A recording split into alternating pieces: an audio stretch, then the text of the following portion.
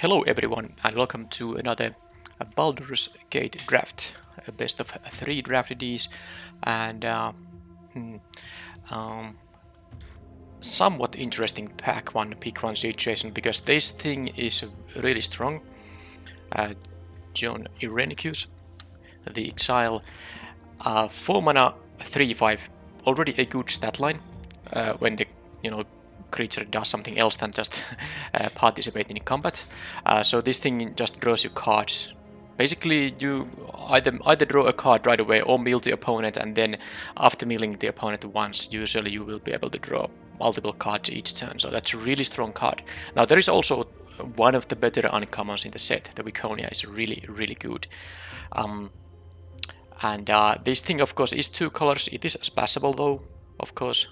And blue is weak in this set, but I have played. Didn't I just have a recorded draft where I had like two of these Viconias? I'm gonna take the rare here just to have a more interesting maybe draft here. Plus this is a stronger card. It's just that of course picking a single color card and avoiding blue in this particular format is both are good things to do. To pick the single color card as your first pick in a draft gives you better flexibility. But because this is a splashable card, I'm willing to splash this if I'm black or blue. I think it's not such a big deal that it's two colors. Alright, so here this pack, not so good. The rare is basically quite bad. There's only one function for it. You have to win the game with it. Usually you can't really afford to target yourself with this because it takes your entire turn. It takes 7 mana. It's way too expensive for a card draw effect, even though it draws multiple cards. And then if this doesn't kill the opponent, you don't want to target them either. So it's not a good card. I wouldn't pick it here. I don't think there's a blue or black card I'm willing to take here. So the best card out of this bunch is, I don't know, I kind of like the green because it allows splashing easier. I think the Rabble Rouser is the better card. I could take the Clever Conjurer though, but yeah, I took it, but it was a mistake now that I think of it, because of course this will easily table, or let's say maybe not this copy of the card, but you get these blue commons so late in this draft format that this was a mistake. I think I should have taken the green 2-drop, although it's not so great in non-aggressive decks, so it's a tough one. Well, I took this, whatever, and now I can either take here a Sampling Ghast, Pilgrim's Eye, or the best green card, which is the Myconid. Interesting. I could try to be blue-black, but I'm not even sure if I want to take the Pilgrim's Eye or the Sampling Ghast in that case. I guess the 1-drop is just a little bit too good. I'll take this. Let's try to be blue-black if I can now, especially with the, since I did pick a Clever Conjurer pick 2. Would you imagine in this draft format picking this thing as a pick 2, pack 1 pick 2 I mean? Yeah, that was a mistake. Right, now the good cards in this pack are green and red. So the red Linorm is really good. Craving of Yinahu, I like it better than the good Fanatical Priestess, although that would be a fine pick too.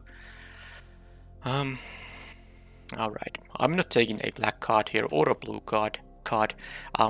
Maybe I take the Linorm. This is, yeah, I want to still try to play the Johnny Renicus, and if you are base green you can splash it easily. Alright, how about this pack?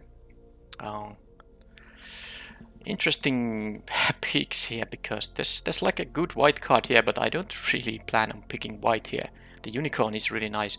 I could just take the Pilgrim's Eye. I don't think I need a Soul Knife Spy. Okay, I'll take the card that is going to be fine no matter what, regardless of what colors I'm going to play here. Alright. I just don't like the Charmed Sleep. This format has way too many easy ways to benefit from the creature, or just kill the Charmed Sleep to make it worth the card picking here. Card worth picking. The Librarians is okay in a defensive deck especially. Thieves' Tools, if I'm blue-black I might get Soul Knife Spies. This can be quite useful in that case, but I think I'll take the defensive 4-drop now. And it doesn't currently seem like I should be green. I have only this Linorm. I did pass a couple of green cards. If I took them, the Myconid was one of the options, for example. Maybe I could be green here, but so far it seems it could be a blue-black deck, although not a lot of black coming my way. Should I take the Thieves' Tools or the Pseudo Dragon Familiar? I think I'll take the 3-drop. I actually have played this in some non-recorded drafts and it's fairly decent. I mean, a 3 mana 2/1 flyer is bad in today's standards in limited, but the fact you can make creatures fly is surprisingly... I mean, if there's any kind of board style, this will win the game. And you can maybe make a board style with cards like a Lizard Folk Librarians. Alright, so here, Shocking Grasp, Prophetic Prism, the 6 mana 4/4 is not good. I think I'll take the Prism if I still find a splash. This is quite slow card. Tapping 2 mana just to draw a card is, you know, not great. You really need to benefit from the ability to add any color, or at least have some artifact synergies, which there is like a 1 blue uncommon, I think. Alright, here I can just take the Undersimplify. That's one of the better 2 mana blue cards the format has to offer. And here, don't like the Golem. I'll take the Slot, but no, don't know about if I'm gonna play it. Armor of Shadows is quite decent. The Looter is just not good. I don't wanna pay 1 mana to the loot, that's too much tempo loss. Alright, Chain Devil Hook, Horror, I guess the Horror is slightly better. This is fine. And whatever. Okay, so I'm gonna drop them green here and I get a Mythic Rare. I have one of these, so I could pick this just to have a Mythic Rare. But then again, it's a 7 mana 7/6 flyer, which has a... You know, if this connects, it's amazing. So I think it's worth picking, especially because now I can try to maybe get things like Deadly Dispute and whatever. I have a treasure generator already. This thing untaps my land. Yeah, actually this is an easy pick here now. This Allura is one of the worst specialized cards. It's way too much tempo loss to return the creature you decide to make unblockable. Now you don't have to use this ability, but 4 mana 3/2 has to do something good. I mean, it's, even a 3 mana 3/2 would be slightly weak. 4 mana 3/2 is incredibly bad stat line, so that's not even a good card. I might play it if I get it back. But here it's easy dragon and I try to make some maybe more treasure generating. And I have also the Pilgrim's Eye, which gets me another land. Okay, Juvenile Mist Dragon. One of the reasons to be blue in this format is to get these strong blue uncommons. Blue has a few strong uncommons. This is...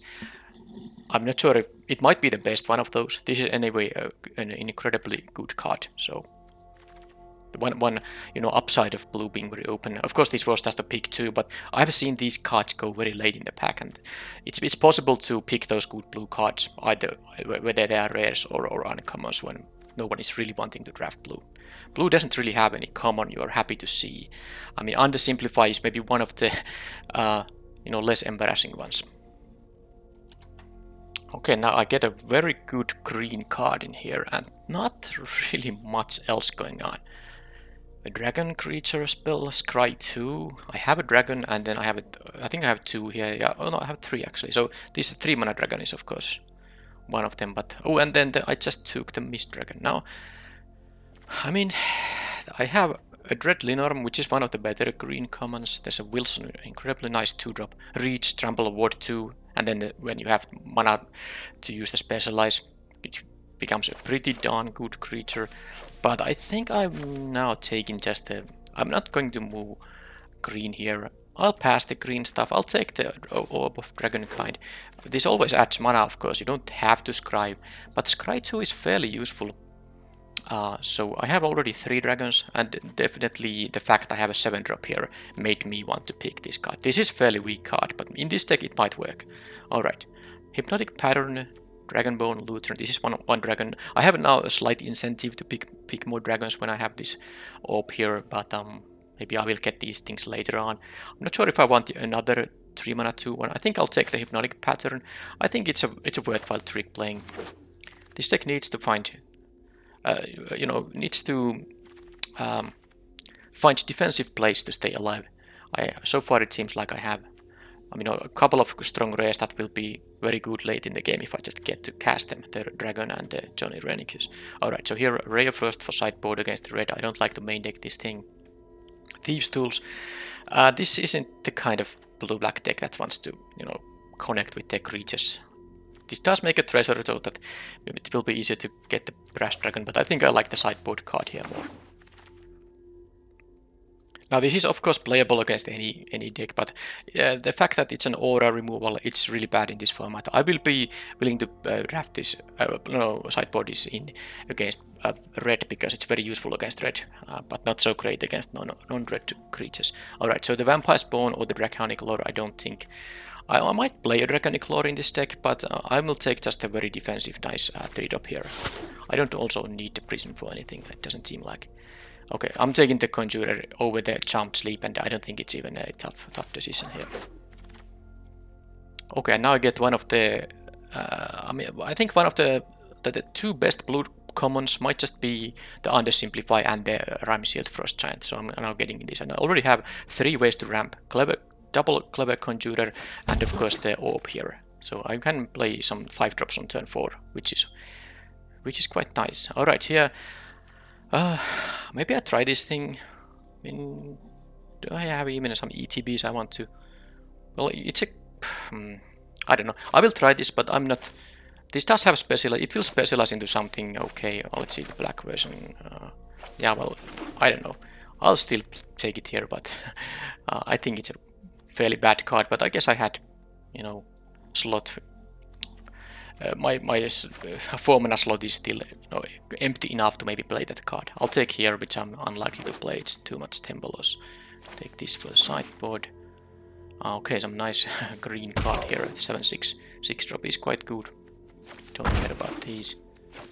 Another prism which I won't be using unless I want to splash this thing with 2 prisms and a Pilgrim's Eye and some amount of treasure generating. I could splash this, but there's also the Guild Sworn Prowler here, which I think need more than a 4-drop. Yeah, I'm gonna take. This is also quite good actually with a Prophetic Prisms, because you want to really sack 3 permanents with different types, and if you have Prophetic Prisms, that's very nice. You can sack a land and a creature, of course, and then you just need to sack something else, and Prophetic Prism works very well. But if this pack didn't have the Prowler, I might take this Bubble Saga here, but now I'll take the maybe the best black common, and I get another one of those. Really nice. It's a decent pack with Dragon's Fire also, and there's the Catipri, which in a green-white deck, first strike and reach for your 2/2 is already enough. You don't have to care about the other text about this card, but of course it might do something at some point. But 2/2 first strike reach is great for 2 mana. But anyway, great pack, but it had also a great card for me. How about this pack? I'm not going to play Ambition's Cost. I don't think I need a Lantern of Revealing when I have 2 Clever Conjurers and the orb here, and I don't need the splash. You come to a river. The Blur doesn't just do many. It's way too much mana for this thing. 3 mana, yeah, it cantrips, but you would have to have an incredible amount of synergy for this. I don't really think I have much. So let's take the bounce spell, it's fine. And okay, another Catipri, interesting. Here I will probably take the Sampling Cast. I don't think the Ghost Lantern is that bad, but it's maybe better in an aggressive deck. I'll take the Sampling Cast. A Deadly Dispute would be very nice. And here we got another of these blue specialized uncommons, which are, you know, both of these are quite weak. So I'm not even interested in having this. The 3 mana 2/1, really bad stat line.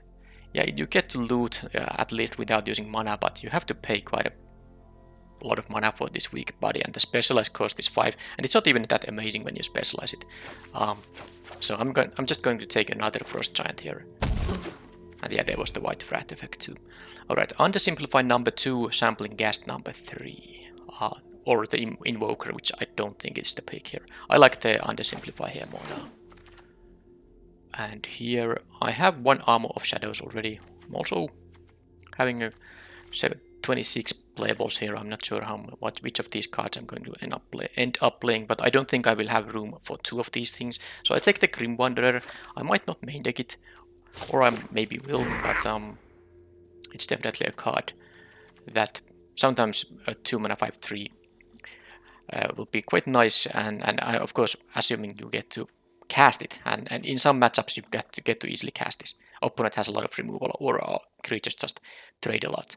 Okay, so here I don't think I need a third conjurer. So I'll take the counter spell for sideboard just in case I need to hard counter something. These don't really hard counter stuff. And whatever. Well, I can take the Category just for 20 gems. I'm not going to use this, not even out of sideboard. Blur, sure, I can put it here, but I'm most likely going to cut that. Okay, I got one of these Thieves tools, which I will be cutting from the main deck as well. I guess there could be a situation where I sideboard it in. I mean, if it's a really, you know, board stally matchup. Alright, sideboard looks fine. So what are the cards I'm going to main deck in here? I don't think I need the Hook Horror, the Frost Giants are so much better. And I have here, what, 3 5 drops, a 6 drop, and a 7 drop. I think I will maybe play the Beholder. I have so much mana accelerating here that it makes sense to play a little bit of this high end. And then I will cut the Blur. I don't think I need Thieves Tools in the main deck. Or the Grey Slot. I have enough other 3 drops.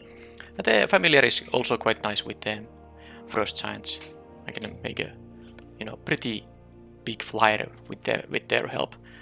Alora. So let's try now that I have more time. Let's read this thing. I know what it does, but you know, so that you can also read it if you didn't pause the video when I was picking the card. So a 4-mana 3/2 with specialized 2, but when you don't specialize it, when you attack up to 1 target attacking creature, so that means whenever you attack with any number of creatures, you can choose one of them to not be able to, so the opponent can't block it. Okay, that's nice, unblockable damage, but then at the beginning of the next end step you have to return it. And note, this is end step, not combat, so you cannot cast the card post combat. If it doesn't have flash, you have to wait until your next turn. So the idea with this card is probably what they were thinking about, is that there is the, you know, the blink archetype, the blue-white. It's nice to replay creatures like, you know, Vampire Spawn is a very nice example when you get the ETB effect again. But then again, you still have to, you know, pay mana for that. That's a lot of tempo loss to bounce your own creature. It's not a free thing at all. Now, it is an upsell ability, like I said earlier, but then again, you are playing a 4-mana 3/2. It has to do something. If you consider its ability something you never want to use, it's just a very overcosted creature. Now, you get to specialize this. It's only at least 2 mana. And of course a card. So the blue version, which is relevant for this deck, and also of course the black one is again the same thing. A creature can be chosen to be not able to be blocked, and then you have to bounce it. And then if you bounce it, you get to perpetually give -1/-0 to an opposing creature. Now that maybe makes the, you know, the tempo loss more tolerable. So I would assume that when you play this thing, you want to specialize it, you know, as soon as possible. So getting those effects when you return the creature is quite nice. And let's see the other ones. These are not relevant for this deck because I won't be able to specialize to these ones. But this says you get a 1/1 token when you return the creature. And this, which is relevant for this deck, it's the black one. Opponent loses 2 life. So I get to attack unblockable with an unblockable creature, and then if it survives until my end step, I can also return it, and the opponent, I must return it, and then opponent will lose also 2 life. And then the red version says I get a treasure token. Don't know.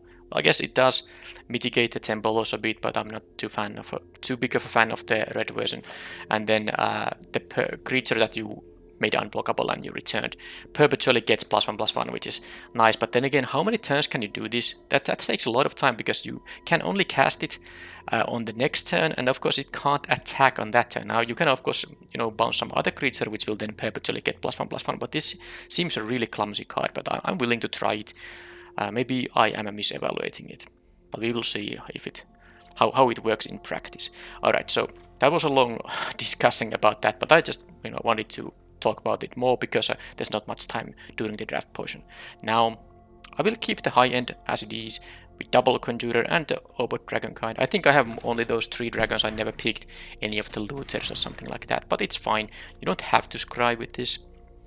I still have these 3 drops, this 6 drop and this 7 drop, so I'm willing to, you know, play this as just a mana rock in this deck. The fact I might be able to get some scries out of this is a little bit of a bonus. Now I will be playing 17 lands here, so that means 2 more cuts. I think the Contact Other Plane is just such a tempo loss. I will sideboard it in if I know the matchup is maybe, or if I have a hunch that the matchup is slow enough that I can tap out. Well, no, not tap out, but you know, tap 4 mana to play this kind of card. It's something you can't always do. And then 1 more cut. I like the 1 mana tricks. I will be playing both of them. I think the bounce is something I could know. How about the Grim Wanderer? I do have 2 Death Touchers here.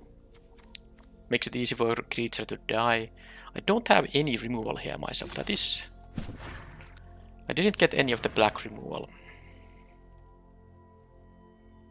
So I will have to count on creatures trading or jump blocking or opponent using removal on my creatures in order to be able to play this Grim Wanderer. I think I like the Pseudo Dragon familiar. A little bit of, you know, I have to win the game somehow. I can't always assume I get to cast my, you know, big things and they survive or something. This is going to be able to win. I mean, unless the opponent is winning the race, I can make my other creatures fly and then, you know, win that way. And then I'll play the Librarians. This is also a way to push through some damage, I guess. Maybe the Grim Wanderer is the least interesting one out of these, because the thing is that I don't have any removal. I want to have some interaction, and then you come to a river. You know, it's interaction at least. Bounce Spell is fine. I have 17 creatures, 6 non-creatures, and I guess this is the main deck. 14 blue, 9 black. Yeah, I got some nice black cards, but yeah, definitely could have appreciated black being a little bit more open. Have like a 1 Grim Bounty or what's the Silver Plague. But well, I don't think I saw those cards in the draft. So let's now put the lands. I think given my... Well, this gets me any land. This adds only blue. This can untap also a swamp, so I think because I have more blue cards I should play 9 islands and 8 swamps here.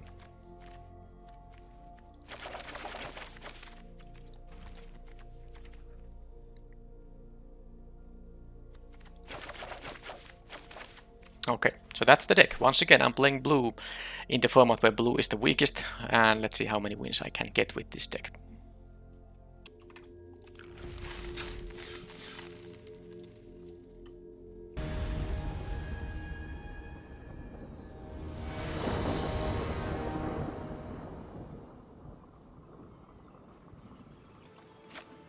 Okay, I have a nice hand. 2 mana counter spell, then I can ramp up a bit. Or maybe I will leave another. Well, let's see what they do. Can they? Okay, they can play a 2-drop, but it's something they cannot use the pressure on me. I'm willing to not play a 3-drop. I mean, this on turn 3, so turn 4 I can play the orb and a land and have an undersimplify still up. So if they cast anything that costs, yeah, more than 2. I get to counter it. So what I'm gonna do here, I'm not playing the Orb of Dragonkind. I can just counter it the next play, and if there's nothing I can counter, then the next turn I can play the Orb and still leave up mana for the Simplify. Yeah, that's fine. Now I'm not even going to play the Orb here. I'm gonna just play the Allura here. They didn't have a land there. Although I would have a 6-5. Nah, it's fine, I can do this. So I'm not going to... I can make it into a blue... Okay, well, not have to worry about it. It got killed. Oh, I got my Mythic Dragon. So that can just win the game if they can't deal 6 damage to it. They need like the Death Toucher. Given their colors, they need a Death Toucher and then the Bite spell, the band together. Although they can combine 2 different cards. Let's see if I draw a land. If I don't, I can at least play my 6-5. I have a battle too, okay. There is the land. Well, there's already you know, some creatures. This has perpetually okay, actually both of these perpetually get -2, -0, so not so great to get them, but I mean, I can take even those and be happy about them. Oh, look at this. I'll have them in this order. If this doesn't die, I get... Well, it's D20, so I mean, I might roll 1, but I'm assuming I'm going to be able to get at least some creatures.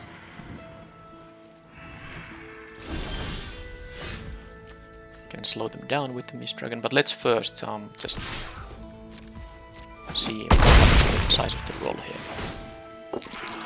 9. Well, that's gonna give me 9 mana values. So that's 4 plus 3, that's 7.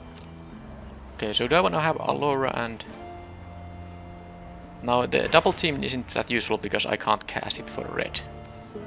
I don't have the red to cast it, so I think it's just gonna be the Sellsword and Allura. Yep. And then I feel like I don't want to waste the Scry here because I know I want to have the You Come to a River here. So that means I'm gonna just play this and leave mana up for the Hypnotic Pattern. They don't have any enchantments, but yeah. So next turn I can play this and my top of the deck will be, you know, something I don't know about. So what does this mean? I'll take the 7 for sure, but what is the Valor Singer attacking here with? Now, of course I can't just...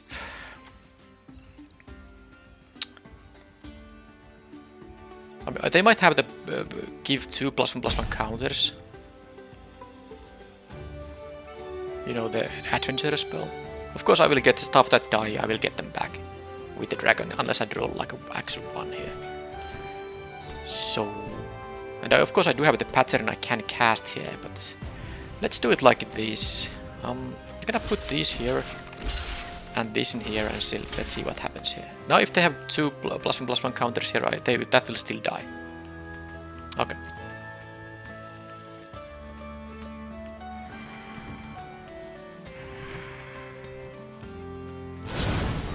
Yep, they have that. And this will do, yep. So now I can say that this is actually not going to even kill my Beholder here.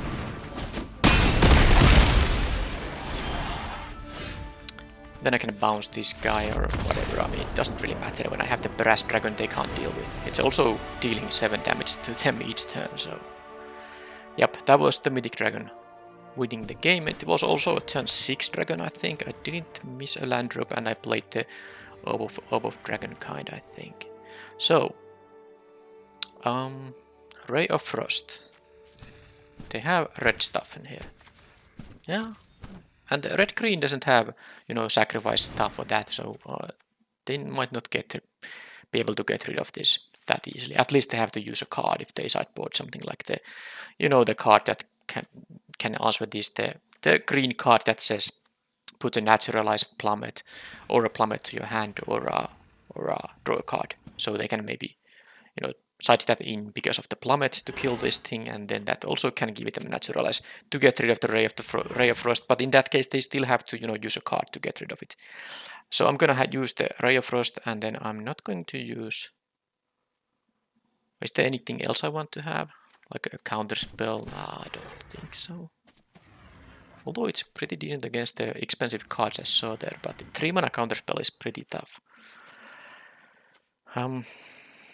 Yeah, I don't think the 3/2 Libraries. Okay, what do I choose to cut? I like all the stuff here. Maybe the Pseudo Dragon Familiar won't be that needed. Because if they, I mean, do have mana to use. Although they don't have a lot of ways to deal with flyers, so this can just, yeah, I kind of like it too. Maybe the Librarians won't be that good. They have so big creatures. Okay, I'm gonna cut the Librarians to play the Ray of Frost instead. Sure. I think that's the sideboarding for now, at least.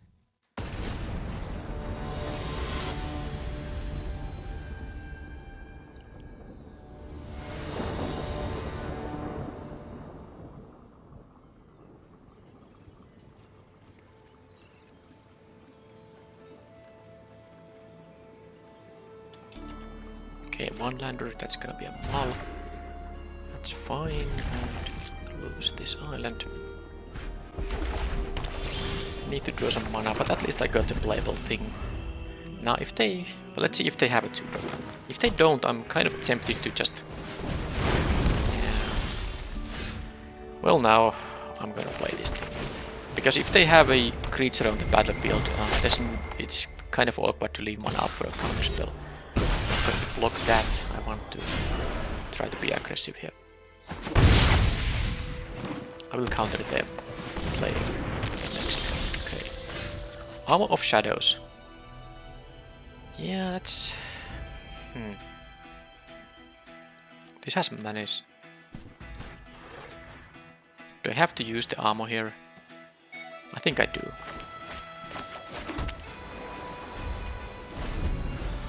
I think I do.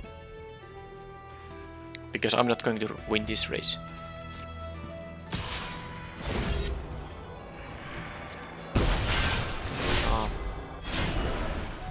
Not even going to offer the trade. Interesting. I think they're happy to trade the Rabble Rouser here.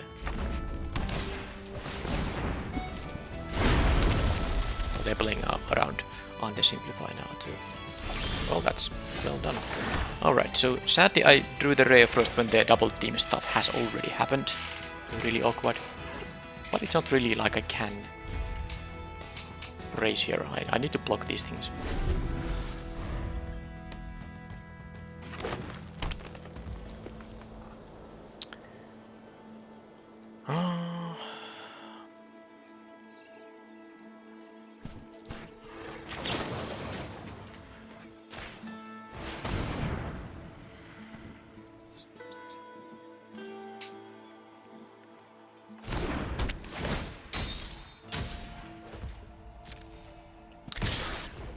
Now, if I use the Armor of Shadows, I will not be able to undersimplify, but if I don't...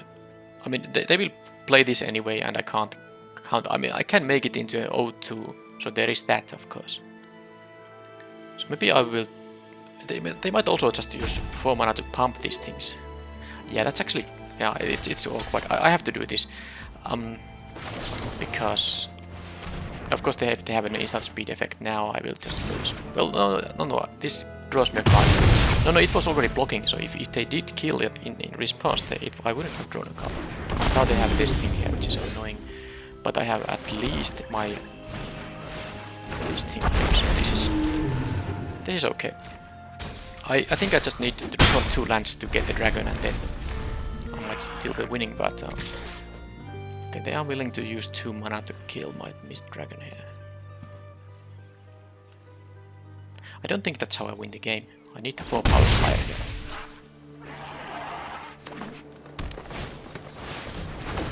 Dragon, alright. Okay then, well that means I'm in a very bad shape here. The counterspell won't be doing much anymore. I guess I can still make their Menace creature into an O2. So there is that. Yeah, you can pay for that and have an O2. I have to block the dragon and I have to block the butcher here. And then these things will trade. Okay, not so bad actually. Can even continue. Do I want to play the Allura instead? No, I just have it. I'm gonna attack with a Prowler here. And play another Prowler here. Allura doesn't do much. I'm not even willing to, discard lands to specialize this thing. It's not really strong enough. The black version says they lose 2 life. That's not even that so good. I guess the blue version does some -1, -0 on the red dragons. Oh, Fiend Slash, that is... okay, well that is just... that's game over, right? Because this says that, okay, maybe you see better here. When equipped creature is dealt damage, it deals damage equal to its power to target player or planeswalker. So they can attack with this double, power of each dragon. So they can make this into like a 8 power thing, and then I take 8. Or actually, it's also +2/+0, so I'll take 10 damage here. So this means I lose the game. Unless I, choose not to block. Because this has trample. So, I will take whatever it tramples over plus 10 damage from this thing. So I can't block. 1. How do I win? Don't think I do win here. Yeah, Fiend Slash. That is nasty card when the game goes long. Alright. So they play around my counter spells now, but of course that's the smart thing to do. But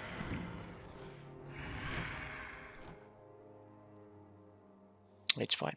At least I will be on the play. Hopefully don't have the mulligan either.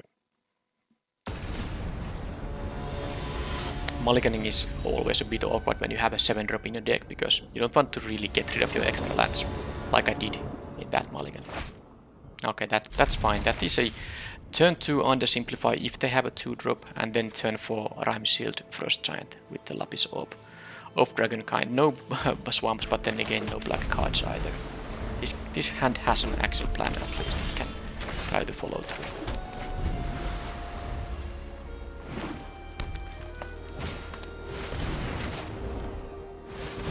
Just counter it. I don't know when I'm gonna have mana up for a counter spell next, so I'd rather play a 2-3, right? This can, I guess if this gets removed, then I don't get to play the Frost Giant, but it doesn't get removed by the, you know, the 3 mana sorcery that deals 2. It would have needed to be a Dragon's Fire. Now, of course, I get a slight punishment, because if I had this, I could scry with this, which I cannot do right now. But then again, I'm actually more interested in having this cancel. Because now because of the Ward 3, they can't really attack into this. They could have attacked into the Mist Dragon. They could have had even like a... Well, I guess this will tap down, lock down something. But... Ooh. I drew my probably best 2 cards. Or maybe the blue-black rare is my first pick in the draft. Is a little bit better than the Mist Dragon. But anyway, nice draws. How do I do this turn though? Because I can play the land. I can play this, but then I have only 4 mana. Yeah, because this will add 1 mana and then I can untap 1 of my mana, so I can't cast. I think I'm just going to actually have this Orb of Dragon. I want the Scries, that's the idea. So there's no rush here. Let's I could attack with this and then untap. Because what are they gonna do? Double block it? With the Battlecry Goblin and the Captain? Be my guest, I guess. I wanna deal. I will trade to that thing. Yeah, sure. So I can just untap it. Because this is any permanent. It doesn't have to be a land.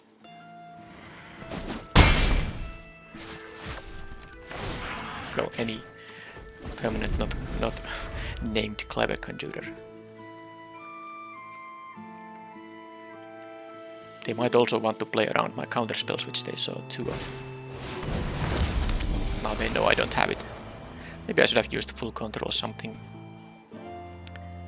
But they can attack with everything, get this double team, get these triggers, but I mean the 4-5 is too big. Unless they have something for 2 mana. Well, we'll see. Okay, Armor of Shadows is quite nice. So now I could play the Ancient Brass Dragon because I can untap this, so I have my double black because of that. That wouldn't leave me with any...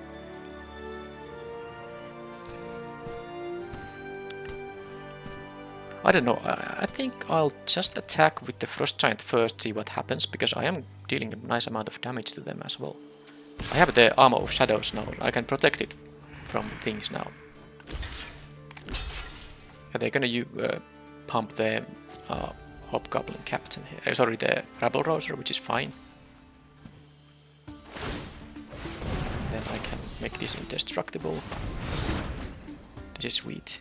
Very sweet. And then I can just do this. Scribe. I like all of this stuff. I want to draw them all actually. Let's take the bounce spell just in case first. I think I'm gonna just play the Brass Dragon on next turn anyway. But just in case I want to do something else, bounce spell is more relevant.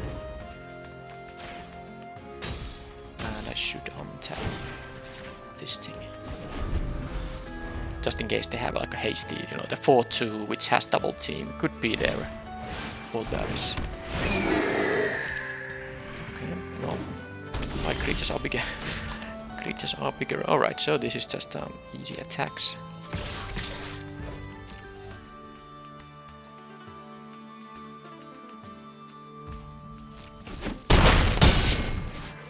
And thanks to Conjurer, I do have a double black here available, so scry this. I think I'm gonna leave the Dragon Familiar on top, and I don't need the swamp anymore. Not like I needed 2 swamps here either. Okay, so that's a little bit too many questions for them to answer, I think. I even have this, you know, this does have a secondary mode, which, you know, should be not forgotten. Usually you want to just use this because of the bounce, but of course you can win the game with say +1/+0 and making someone unblockable. Alright, so yes, I did have the dragon here, but I actually just won the game with these, you know, my 5 drops. Wow. So maybe I can say that I didn't win 2 games with the dragon. This was like a non-rare victory, I would say.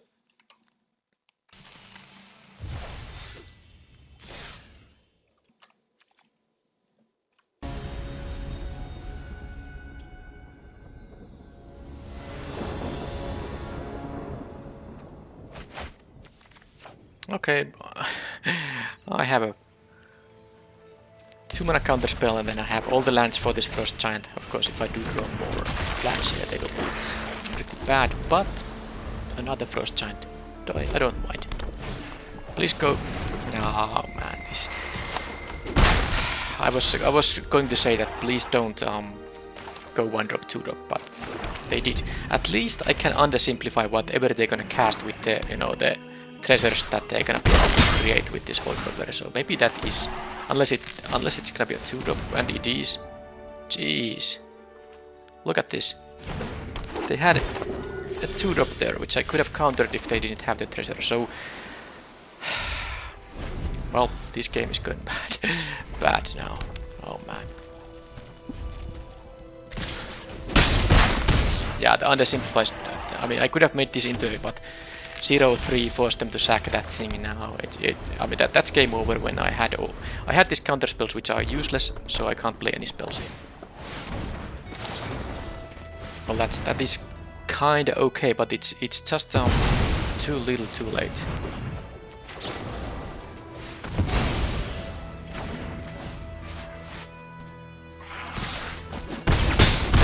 I even had to use 2 cards for that. Now I do have my first giants coming up, so maybe there is like a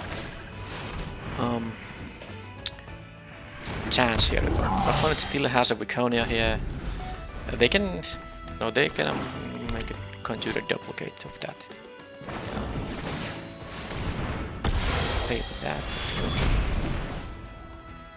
Well, I guess they. Well, at least attack. Oh, this thing? Well, let's hope. Yeah, I'm gonna need to start drawing cards here, of course. Okay, so this thing might actually help, and especially if I do get my dragon.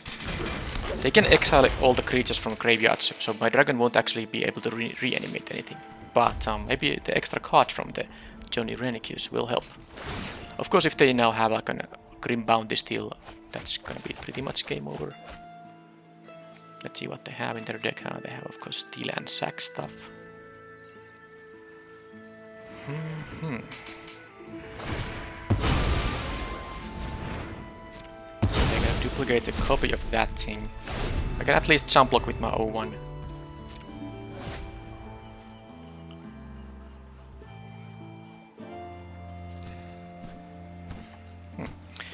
Given how the game started, I think I still have a chance. So now they use the red version, so the creature will have +1/+0 and of course haste, but it has haste anyway, so it's not such a big deal. So they can do that, and I can use my hypnotic pattern here to some good. No, yeah, let's see. I'm going to I have to kill it, right? Yep. So I can do it like this.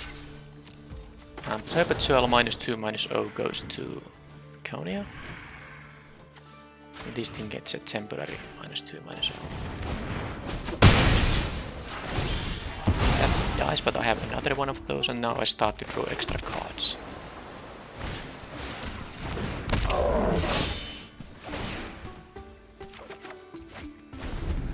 Okay, they have a 4-2, but I have a 4-5 there to block. And of course the 3-5 also. Huh. That's pretty nice. And I got my Pseudo Dragon Familiar, so I can make the double team card to, you know... I will keep maybe one land in my hand just in case I get my one specialist card. No, I'm not gonna draw a land.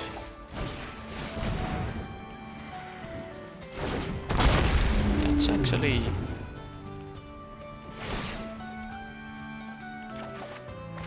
I mean, I actually stabilized here. I have another 2-4. I can make this fly. I'm assuming the familiar is going to survive. But... Okay, we each of us sacrifice a creature. Well, I have to, because they can kill the... Okay, well, it's not gonna survive. So this could have gotten -1/-1, so no point sacking anything else. I might have considered sacking the librarians if I knew this dragon would have survived.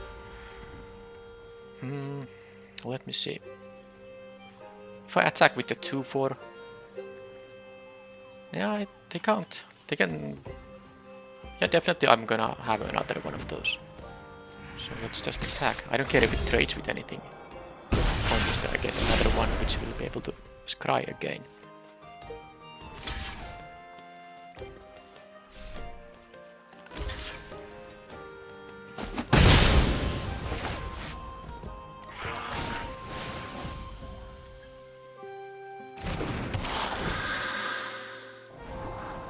Okay, well all this is good. All this is good. Next turn I'm gonna play... I will play the land. I can untap one of them, so that's 5, 6, 7, 8. Basically I will have access to 9 mana on the next turn. So that's a Baleful Beholder and a Clever Conjurer number 2. Yep, so I will take the Beholder here. Oh, I will actually draw them both. I just forgot that I have the Johnny Renicus. It means that it doesn't matter which is the order. Because they have 20, I have 22, so I still get to draw.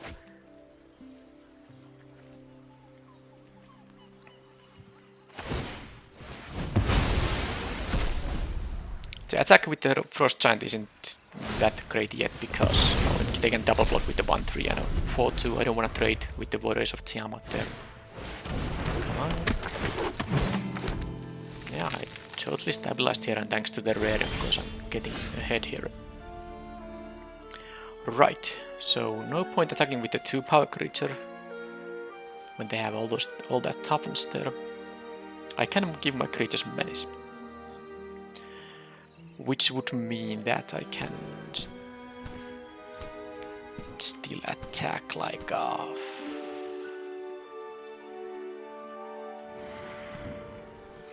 I don't know really.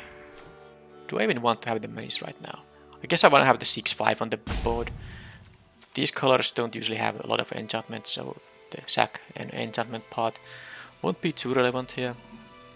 So if I give menace, I can attack with the librarians and the conjurer, and maybe I get like 2 damage in. That's not trustworthy. I'm not gonna do anything else than, you know, this and play the...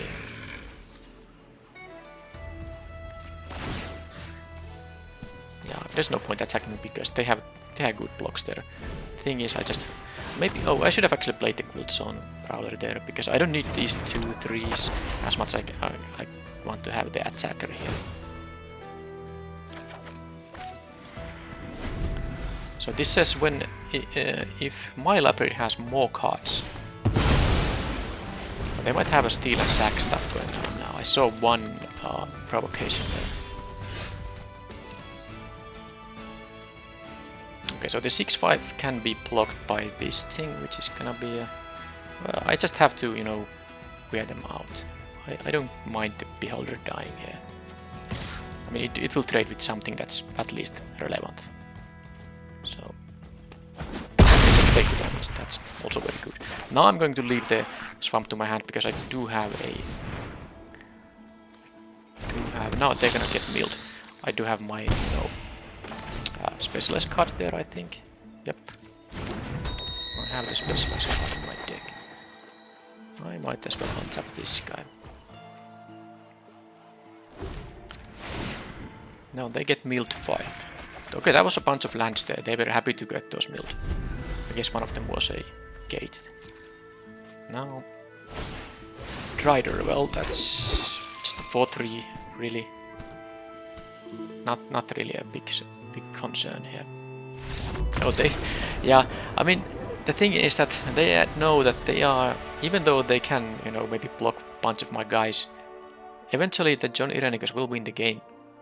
Even by giving just me 2 cards per turn, or, you know, alternatively, them getting milled. So, I guess if they don't have like a Grim Bounty in the deck, yeah, probably I could, because if they had a Grim Bounty in their deck, maybe they should have, or some other, you know, removal spell, the Farides Fireball works too. Because the card they were losing to was the John Irenicus. If I didn't have that, I don't know if my... I guess my Beholder trades with something, this trades with something. I have this very good blocker here. I don't know. Would I have won that game? I mean, when they conceded, if they instead killed my John Irenicus. I still had my Brass Dragon in the deck though, so that would have definitely won the game. Right, so Ray of Frost is not so good, even though they have these red cards, because they have like a Sepulchre Goal. They have they could have a... come on, what's the... Sacrifice a creature or an artifact, draw 2 cards, create a treasure token. That could be there. I don't like the provocation when they have these Sepulchre Goals, which I saw a couple of... Did I saw more than... Is this the only Sepulchre Goal? Sampling Ghast. Well, it doesn't matter really. Is there something? Nope. How do I sideboard? I don't think the Ray of Frost is what I want. This does work against the provocation though. I kind of like the blur in that sense. It's just such a clumsy card otherwise. I think I should cut the Familiar though, because they have the, you know, Sampling Ghast. At least these things draw me a card if Sampling Ghast kills them.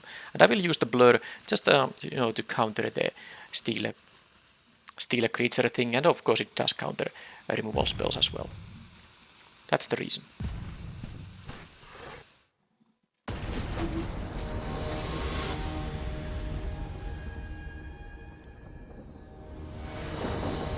Yeah, I didn't think I would be winning that game after how it started. Well, anyway, now I have Sampling Ghast in the Prowler, so this is much better start. These can bounce off each other if they have the 1-3. I think I'll just, you know, block with the Prowler. And come on. Because I don't want to give them free treasures. Blur. Okay. This taps only for blue, so I can't play this and have mana up for the Armor of Shadows.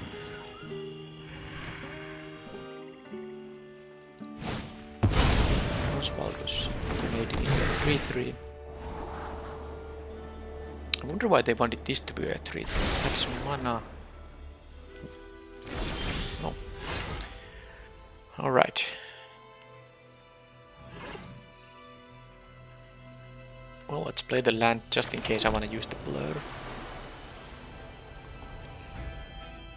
Any reason attacking? I guess I can attack. They might, you know, just add mana with that thing. Okay, I get a card and then, well, I'm happy about the treasure. They're gonna maybe kill my Sampling Ghast. And then I get a... No, they wanted treasure. That was fine. And then... Oh, then I just play this. Next turn, thanks to the swamp I drew, I can play the Mist Dragon and Scry too if I want to. Iconium. But I won the previous game even though they had Iconium. They can get the Sampling Ghast or the Prowler currently. I wish they... I mean, I can't really wait until I have 8 mana, because it would be very nice to cast this and have mana up for Blur.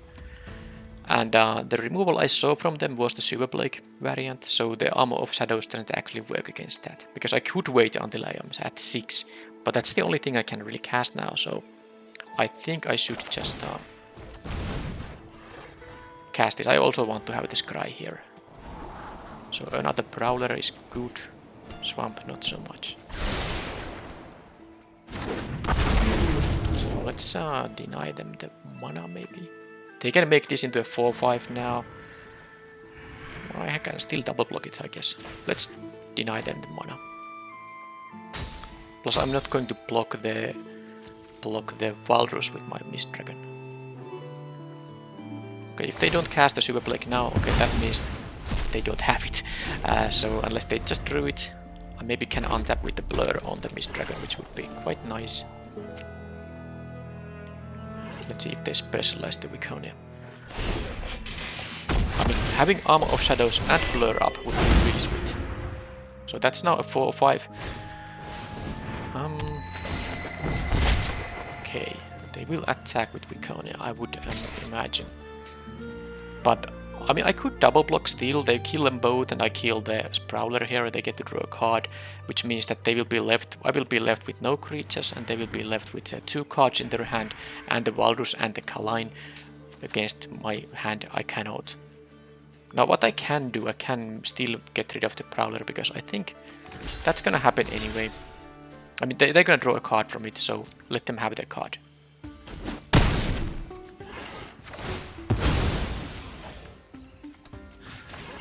Plus this saved me, 4 life, which is nice as well. So I have my own Prowler here coming. Okay, I actually like how this looks. So I can just leave this Mist Dragon here. Yeah, I'm gonna just not attack now, and hopefully, I mean, I can use the Armor of Shadows on the Wiconia. Sorry, on the Mist Dragon. Well, I guess I can also use it on the Prowler actually. Yep. And then block.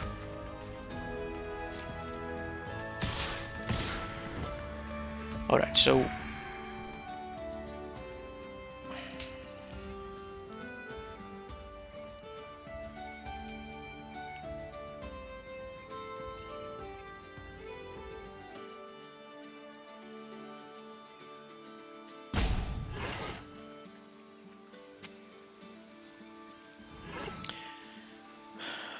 I am going to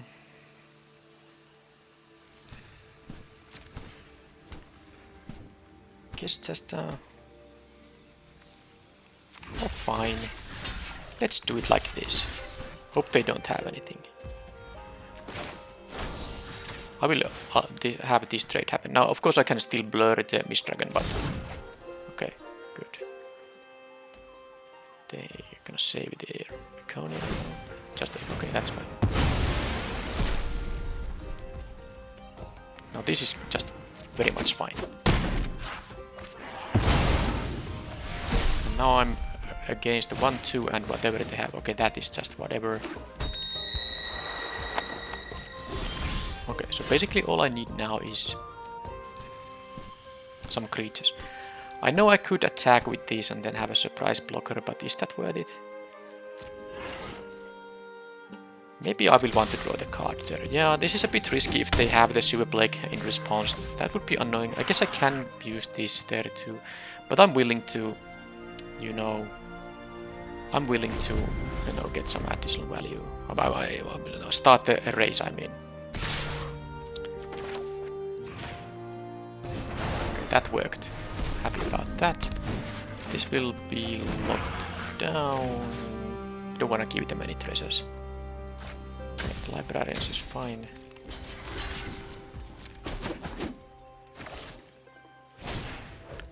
Rider. Alright, so that can block. It has reach. It has reach. And simplify. I can just bounce it too. Kinda want to play this first though. Yeah, maybe I'll just block the rider. Alright, well this is all very good stuff. So Johnny Renicus. Play the game again. And well, let's not play the land. I don't need it. I think I will trade with the trader. Yeah, that makes sense. I'm still waiting for the undersimplify to maybe get something of value. That's fine.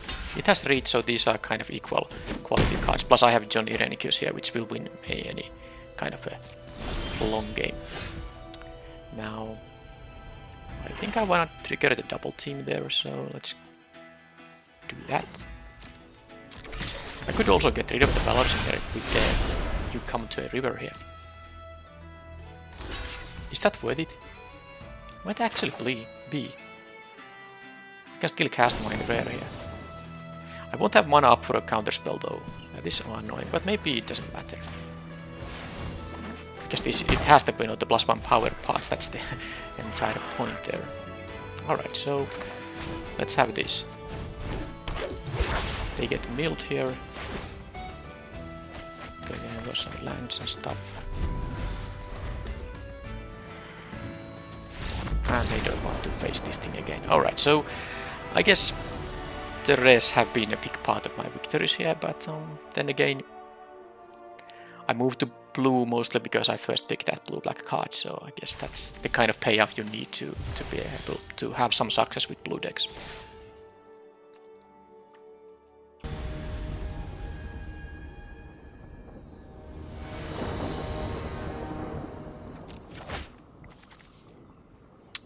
Well, this gives me a blue mana if it dies, so I'm gonna keep it. Of course I can just draw one of my 9 islands, or the Pilgrim's Eye, or I guess that's it. So 10 out to a you know, an island.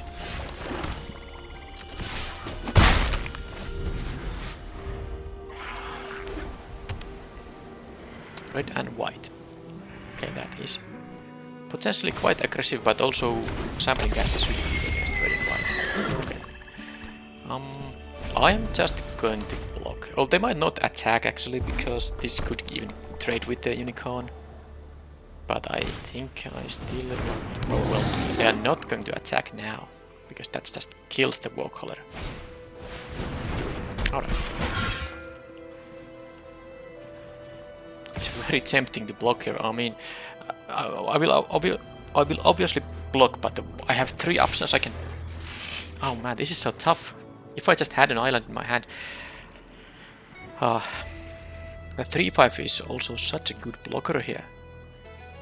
Now, this is gonna happen no matter what, but... I mean, the options are kill the unicorn, kill the Warcaller, get the treasure token. All of them are very good. Given what they have, I think I need the treasure token, but then again, this giving the pump effect is really awkward. Do I need to get lucky and like draw an island right away?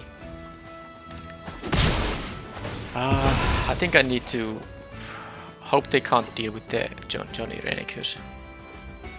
Yeah, I'm gonna make the treasure. This is really nasty, but I think it just has to happen here.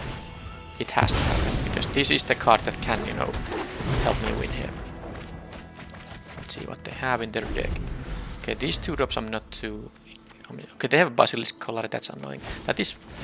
Okay, there's a... I guess it's turned into a blue mana, but then again, if I get to Baleful Beholder, I can make them sack the country. I just wish I drew a land there, because that would have given me a... Well, I'm not going to waste the treasure on Laura here. Man. If I drew especially an island there, I would have just maybe have a chance for the next turn Beholder, so that I don't have to sack this. I really want to use the Beholder on them, sacking the containment, but also I can, you know, with the Brass Dragon, that can get me some stuff here. So if I just wait till 6 lands, I can sacrifice this thing to be the 7th land. Yeah, that's a possibility. So I milled 5 non-lands. They still haven't had a 4th land drop. They have a flash creature they want to cast right away. Okay. Well, they just should attack with everything, right? No land still. Oh, they are not even attacking. What's this? Okay, well, I'm not attacking. Me dealing 2 damage is not relevant. I want to just stay alive until my big hitters do something. They haven't even used the Kobold Warcaller. Don't they have any creatures in their hand? I'm not even sure what's going on. Yeah, they must have creatures in their hand. Those can't block. Sure. But that's only like 6 damage. I can take 6. They didn't give... Okay, they can do whatever. So they actually haven't used the Kobold Warcaller at all, even though they have had chance to do that. Come on, land. Yes, that is a land. I wish it was an island, because then I could have just played Allura. Problem is that Beholder sets me back so much. But now they can start using the Steadfast Unicorn here. That's really nasty. So let's see, they use it, that's 2, that's 6 damage, and then I block the 3 trees. I'll go to 4, I can't do that. Sadly, I mean, if that was an island instead of a swamp, if that was an island, I could have played Allura, and then 1 more land would have given me something like a Brass Dragon. Now I have to draw 2 islands for this thing, and they have a Guiding Bolt, so... Yep, well, sometimes you lose when you don't have any of your second color.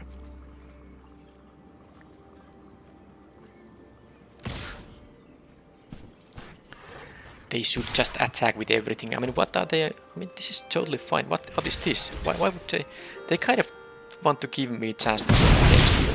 I guess if I draw 2 lands back to back, I might just cast the dragon and win with that. But they gave me so much time here. It's actually amazing. And now I redraw the Highland so I can have a 3-2 here. And the opponent is not aggressive. If they don't have an answer for the dragon, I still win. But that's... If that would happen, that's because opponent played in a way that allowed me to do that. Okay, so they're not even using it as a double strike trick. I don't understand why they're doing that. I mean, this is clearly an opponent that doesn't take... I mean, they could have used this double strike trick, the adventure part of this card, to not, you know, lose a creature to my Death Toucher, because double strike would kill my Prowler. Now they are even feeding the Cleric there. This makes no sense.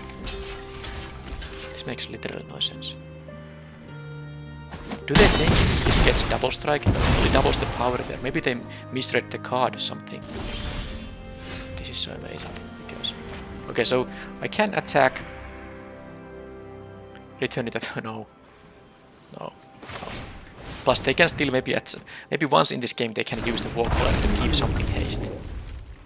And no, I'm not going to specialize. I could specialize it into a 4-3, but it's such a... I mean, I'm willing to trade with the Archivist. It's gonna have 4 power anyway. Okay. I think they should have equipped the Warcaller to make it into a 2-power guy. Okay, none of this matters. I just want to, you know, buy time. So they have some trick. Let them have a trick. Oh, what's wrong with my mouse? Okay. Come on. Because of course the Allura is just eating that thing. None of this makes any sense. None of this makes any sense. I mean, how am I winning this game? Opponent is playing... I mean, I'm sorry, but I have to say it. Opponent is playing badly. They had the chance to win this game. They just had it.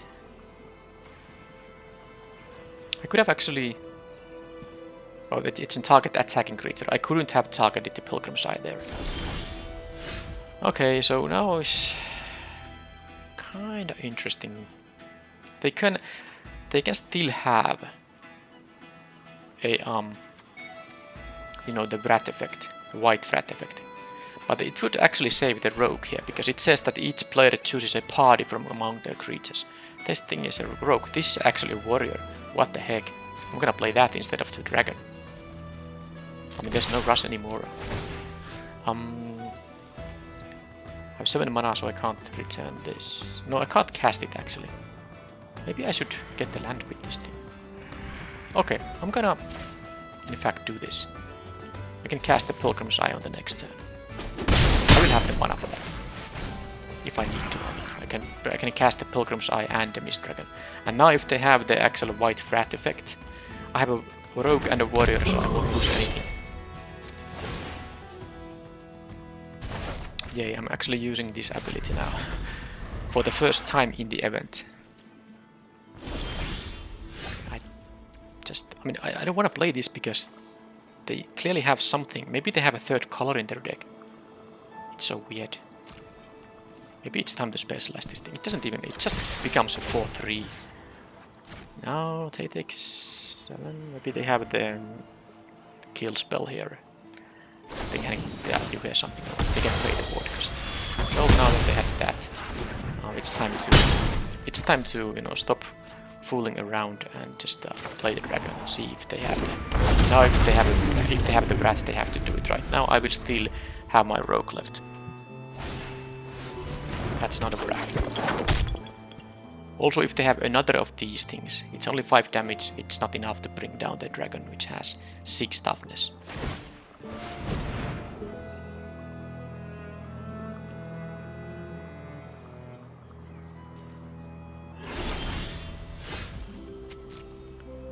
Okay, maybe I should have played the land in the previous turn because I have the Pilgrim's Eye, which anyway gets me a land.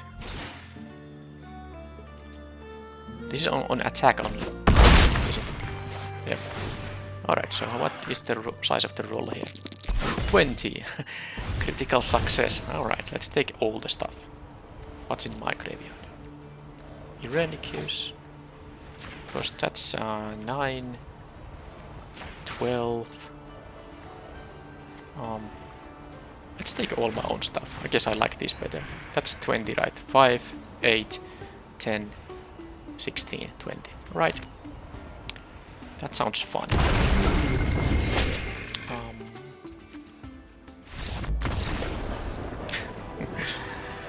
Alright, so there were a couple of points in the game where the opponent could have just played totally differently. First of all, they were never supposed to trade this unicorn away.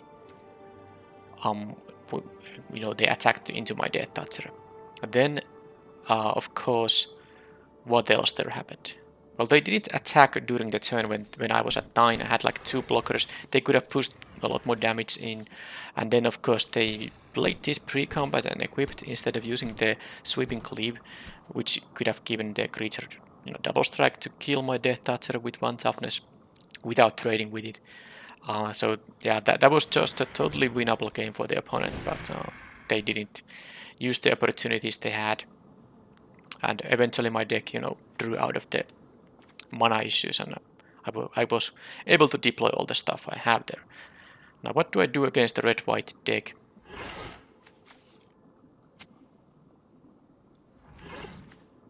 I mean, all they have is... Well, I guess the Basilisk color is super annoying, but... other than that... They have a Dawnbringer Cleric, so I'm thinking about them. Now the Dawnbringer Cleric can get... I have actually 2 of them. You see, here's one, here's another one. So that's a free kill spell on the Ray of Frost. They do have some red creatures also.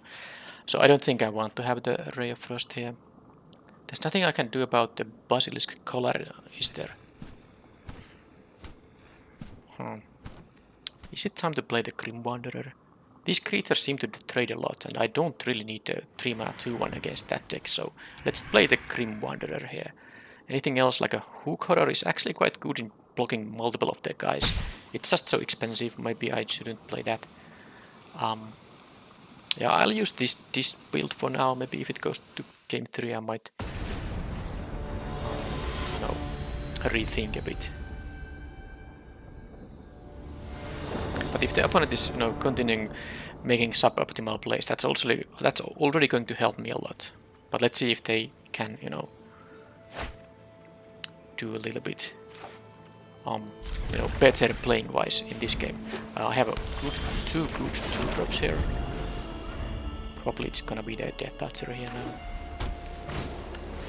Discard. So when you cast your next creature spell, okay, so if I use mana, okay, I'm actually willing to undersimplify the next one, because then they lose the boon as well. And I'm not sure if I want to block this with the Prowler, at least not quite yet. It's better to use the counter spell when it actually can catch something.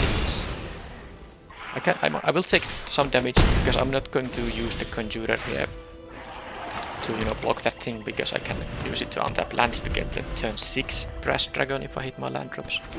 So I will go down to 14. That's a pretty good one though. That's a really good one, but I don't think it matters. I mean, I just have to... Oh. Tap target creature. They would have to pay 3 to tap this thing. But I can also just, play the Prowler and then undersimplify something. I think that is my choice. I mean, they will get this annoying trigger. Well, I guess I'll just counter the other copy of the Disciples. I mean, all I need is time and I can win with my big stuff here. But I could have played the Giant there. Oh, they play a Reckless Barbarian pre-con. Okay. Containment in there. Well, I don't think I... Or do I? Because I have to... I mean, I can play the Brass Dragon on the next turn. They have 1 card in their hand.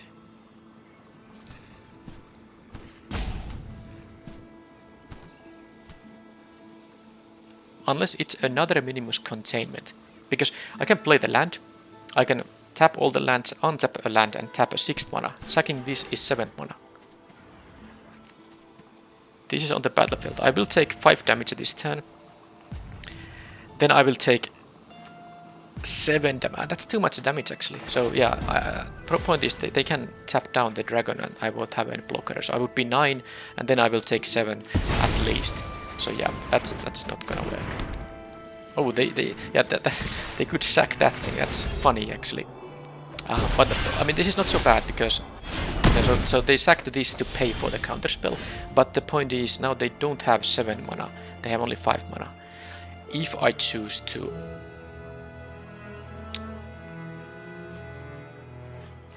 cast the dragon now, do I choose to? I mean, it's gonna get me some stuff back. So although this has perpetually -2 power, so I actually can't get that much stuff back. I will get this thing back though, because it will be sacked in my graveyard. It will be in my graveyard. So, but the opponent would now have to find 5 additional damage somehow, or another Minimus Containment. I think it's worth it now. Now I could just play the Frost Giant, that's the thing, but they can actually tap it down with this. They have to pay 3, but this is gonna give me more blockers than they can handle.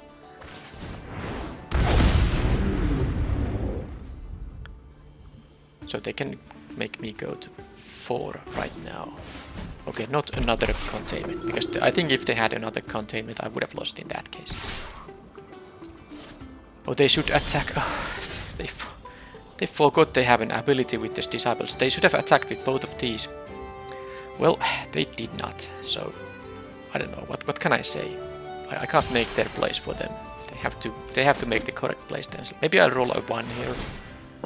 I got a 20 in the previous game, so 4 is giving me still, enough. 2 blockers is all I need. But I should actually, because this is also a 2-drop, so let's take that. And the one that has some power here. And then I will do this. No, just don't have mana to. So let's see, if I pay 3, play the land. That's still only 4. Okay, I'd rather get my 4 or 5 in here. No, that's excellent. I could actually still cast this, and then I can have the hypnotic pattern up. That is, in fact, worth considering.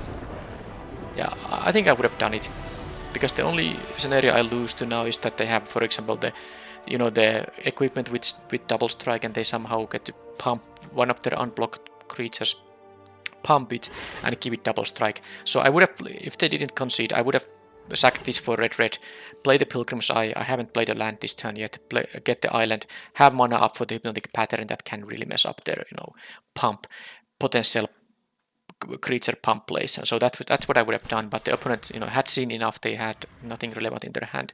But I mean, why didn't they attack with this thing and the previous turn? All I had up was the Ancient Brass Dragon. They tap it with this thing. I go to 4, and now they would be, at least I would be at 4 here. But opponent clearly wasn't at their, prime ability there. I hope they will, continue playing the game and, maybe think a little bit about, read their cards, what they do, and assess the situation. They were an aggressive deck. They were supposed to be attacking. So I won both of these games. At least the first one I won just because they made some misplays, and maybe the second one I was winning anyway, but still they gave me more chances in the second game too. Alright, so that was a blue-black deck, won all the 3 matches. First match, I won a lot of the games with these rares. I drew them a lot. The final match was, well, it was what it was, maybe not the... I mean, these traditional drafts, they are not ranked, so the pairing is not based on your prior success. It is based on your success in that particular event, but so I supposedly the opponent was at 2-0 at that point, but it's, I mean, if matchmaking takes long enough time to find an opponent, it will deviate from that. So it's also possible the opponent was at 1-1 or even at 0-1 or something like that. Yeah, about the deck, my blue cards, well, the undersimplify was relevant often, but except in the one game when the opponent was in a position to play around this all the time, that was really awkward. But in some other games, it did really good job, just buying me time to deploy my expensive stuff. Rime Shield Frost Giant, this is just the house of a blocker. Even an Owlbear can't attack into this without any additional help. So this blocks very well anything that costs less than 6 in this format, and then this is also a good attacker. So at some point you can attack, and they would have to put 5 power totally on front of this, and of course if you have some instant speed stuff, it's not gonna be great for them if they double block. I like the hypnotic pattern. I think in any blue deck you want to play one of these. Armor of Shadows is like a similar kind of effect. When you have a bit heavier mana curve, it makes sense to play this 1 mana trick, so you can stay in the game, make a trade where your 3-drop was about to trade. You can maybe save it, so you basically win 3 mana with 1 mana and stuff like that. So anything else? Well, no, I guess deck was good enough, and in this event it was enough to win all the matches. Thank you for watching, and I will see you in a couple of days when I have my next draft video up. Bye bye.